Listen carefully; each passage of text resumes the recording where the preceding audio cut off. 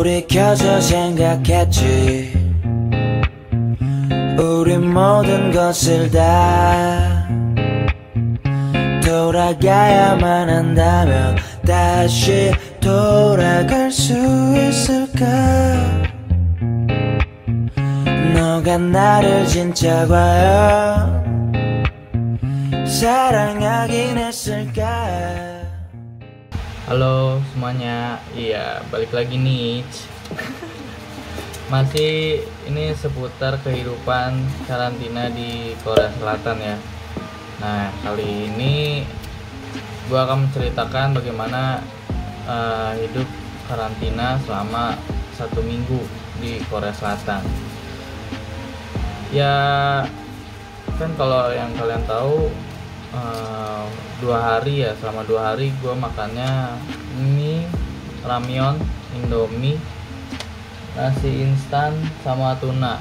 Terus kita juga sempet beli nugget nitip ke teman kita, nganterin ke sini. By the way, pulang anternya juga bukan kayak nganter orang biasa ya, kayak datang ngasih gitu, enggak. Ini mantul lagi ya kacamatanya. Saya deh. Ini aja deh. Nah, mantul lagi. Gini dong. Nah udah gini. Jadi polanya tuh nggak kayak orang biasa nganter. Lu ketemu orang yang nganter, ngambil udah, enggak. Tapi dalam keadaan karantina gini, yang nganter itu harus naruh barangnya di depan pintu dan berada di lokasi yang agak jauh gitu, mungkin 3 meteran kali ya dari si barangnya biar nggak hilang gitu. Nah udah kita turun ke bawah, buka pintunya, nggak pakai babi ibu bebo, ngambil barangnya, udah habis itu kita kasih uangnya, langsung lagi naik ke atas, nggak ada pakai ngobrol soalnya kan masih karantina, jadi masih memungkinkan virus itu ada gitu kan. Ini by the way maaf ya masih ada suara kipas soalnya panas nih.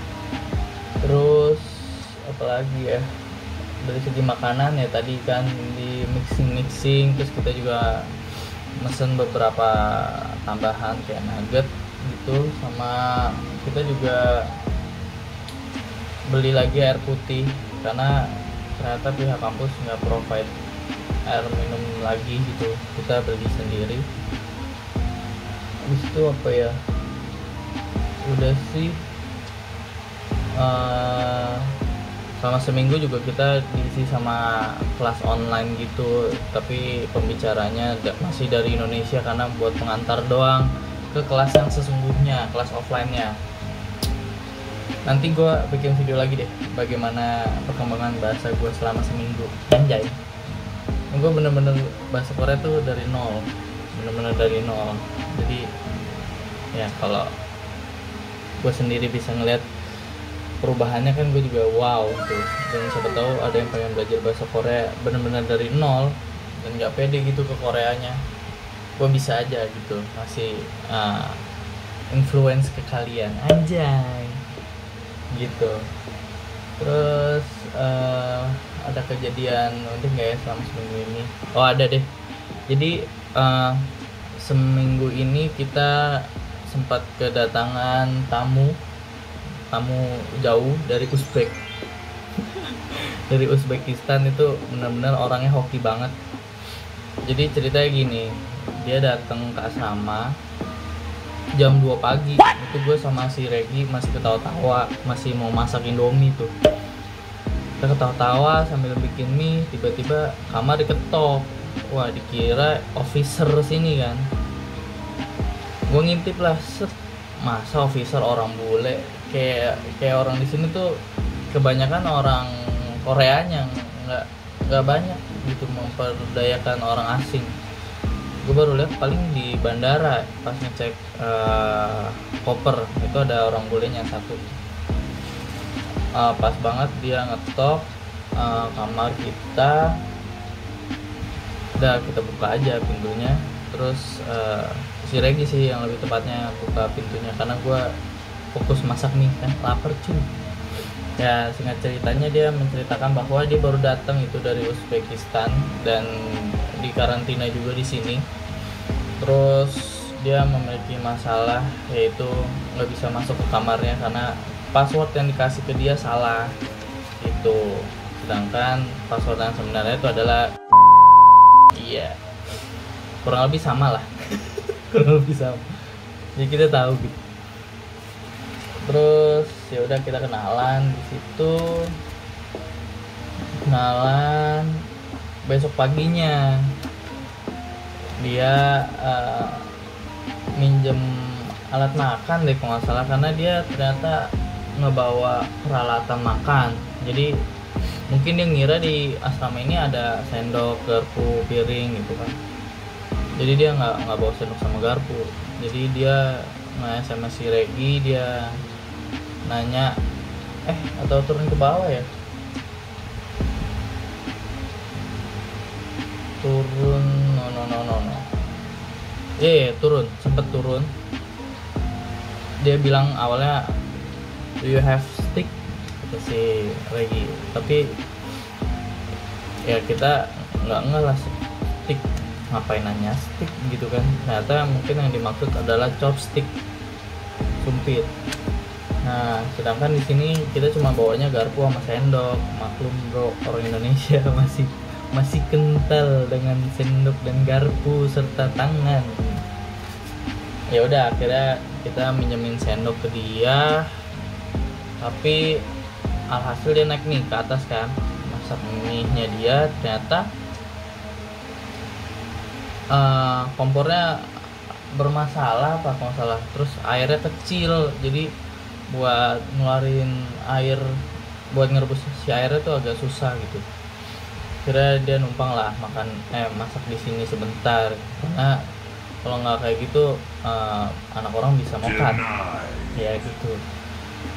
Terus udah kita bertransaksi juga di situ, dia numpang makan di sini, kita dikasih makanan khas dari sana nih.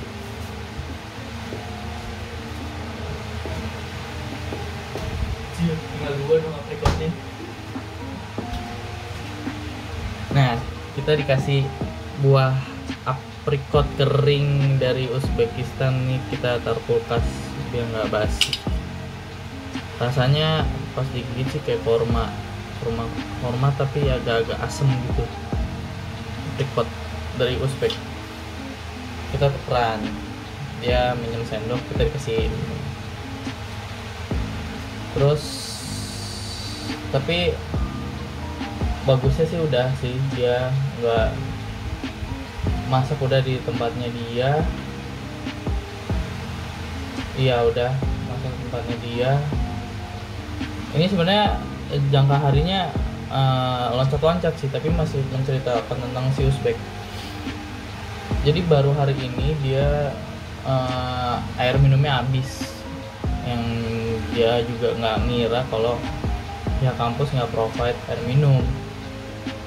Untungnya kita beli, jadi masih sisa. Akhirnya dia mintalah ke kita, tapi dia pengen bayar, cuman kita nggak tahu berapa harganya. Jadi nantilah coba dilihat dulu di sini harganya berapa. By the way, di sini tuh minumannya satu botol gede tuh 2 liter. 1 liternya gue belum ketemu sih, tapi kebanyakan 2 liter yang kita punya. Udah deh, abis itu kita kasih dulu aja, terus dia ke atas. Dan alhamdulillahnya sih udah nggak ada masalah lagi sih dianya. Nah, pelajaran banget sih kalau tinggal di negara orang kayak gini. Lu sadar diri, lu tuh orang asing di sini. Jadi kalau bisa membaur ke semua negara, ke semua suku bangsa yang ada di sini. Kayak orang Uzbek itu, dia perlu bantuan, kita open banget gitu buat dia. Masak juga masih nggak apa-apa di sini gitu loh. Kenapa gue bisa bilang kayak gitu? Karena ya dari dia pun kita juga banyak dapat cerita gitu tentang asramanya, tentang kehidupan di sini. Kita bisa beli makan asal negara kita itu di mana, itu dari dia. Katanya ada sebuah pasar untuk foreigner, orang asing yang datang sini. Dia ada warung Uzbek, warung Vietnam, warung Indo, ada di situ. Tanya segitu. Terus apalagi ya, dari segi makanan udah sih, nasi masih sama aja kayak yang awal gue cerita, paling di mix aja, bikin telur dadar, bikin si Regi bikin telur saus, bikin nasi goreng, bikin ramyonnya dijadiin ramyon goreng juga bisa itu. Terus oh iya, hal baru juga, jadi kita tuh sempat juga ditegur sama orang seberang.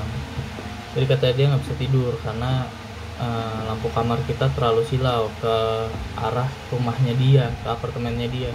Yang gue bingung adalah lampu sini tuh udah termasuk remang-remang gitu, nggak terlalu terang. Tapi dia nggak tahu ya, mungkin di sini kan beda udah ya beda kebiasaan gitu. Mungkin yang kebiasaannya tidur benar-benar gelap gitu satu komplek kali.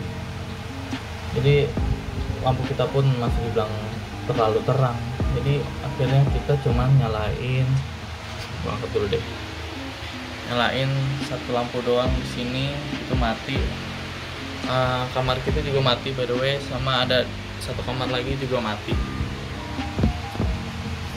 Ya karena kita tinggal di negara orang kan, jadi kita harus menghargai kebudayaan mereka di sini gitu. Paling nggak jangan sampai mengganggu. Dan ini juga yang melaporkan tuh bisa dibilang udah sepuh, udah orang tua, jadi kita harus tetap menghormati walaupun secara logika juga nggak masuk akal gitu. Ini di seberang bangunan itu seberang, aneh gitu kalau dibilang terlalu terang. Makanya siapa tahu dia punya penyakit kan, nggak ada yang tahu kan. Apalagi ya, udah sih ya, intinya sih seru lah di karantina di sini. Internetnya super kenceng banget. Gua upload YouTube aja paling cuman 5 menit. Yang video 20 menit gue tuh paling 5 menit upload di sini nih di Korea. Nonton Netflix gila lancar jaya. Tetangganya juga nggak ada, tetangganya di gedung ini nggak ada yang ribet, jadi semuanya welcome banget, jadi nggak ada yang masalah. Terus ya itu yang tadi kelas online juga bikin kita nggak terlalu gabut. Terus ya kan karena gue mengejar dari nol, gue juga belajar nulis, belajar baca. Tulisannya jelek, namanya juga masih pemula, jadi tulisannya masih jelek. Terus itu udah ya, itulah kehidupan kita sama seminggu. Makanan gak ada yang beda, masih sama. Gue ngulang terus ya, ini ya gue menekankan makanan masih sama, masih mie, telur, nasi, tuna, dah paling cuma di mix, bedanya gitu. Dah sih, cukup sih, sekian dari gue lah. Nah, kalau ada update lagi ntar gue bikin video lagi. Mungkin ada beberapa yang nge-DM gue nanya-nanya tentang gimana sih cara sekolah di sana. Gue juga belum mulai sekolahnya jadi gue belum terlalu berani bilangnya gimana caranya. Nanti gue mengajukan untuk sekolah di sini, ternyata sekolah yang kocak kan nggak enak juga ke kalian gitu. Jadi gue jalanin dulu aja. S2 juga belum, baru sekolah bahasa dulu. Udah deh, see you on next video dah.